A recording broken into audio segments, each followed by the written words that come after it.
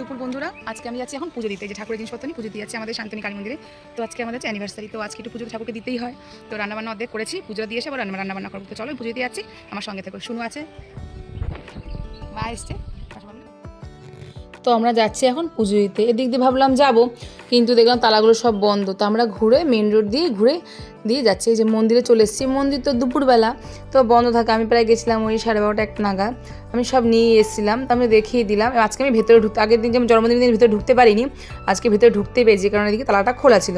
ঠাকুরকে পুজো টুজো দিলাম, দিয়ে ঠিয়ে আমি ঠাকুরকে নমস্কার করে এবার নমস্কার করছি আমি দাঁড়িয়ে। ওদিকে শুনু দাঁড়িয়ে রয়েছে, মা দাঁড়িয়ে রয়েছে। তারপর ধূপকাঠি মোমবাতিগুলো আমি জ্বালিয়ে দিয়ে আসি। আমি পুজো দিতে গেলে ধূপকাঠি মোমবাতিগুলো ঠাকুরকে জ্বালিয়ে দিয়েই আসি, তারপর রেখে দিয়ে আসবো। আবার এটা দেবে কি না, কি করবে, কবে দেবে, আমারটা আমি নিজে দিই। তোমাদের পুজো দেওয়া কমপ্লিট। ফুলের দরকার ছিল বাড়িতে, একটু ফুল নিয়ে চলে আসলাম। গাঁদা ফুল বাজার থেকে 3টা কিনলে 3টার দাম 20 টাকা নেয়, 110 টাকা। যেহেতু ফুলের দোকান থেকে কেনা, চলো টাটা, ঘরে যাই। আমার পুজো দেওয়া কমপ্লিট, ঘরে কিছু খাবো। টাটা।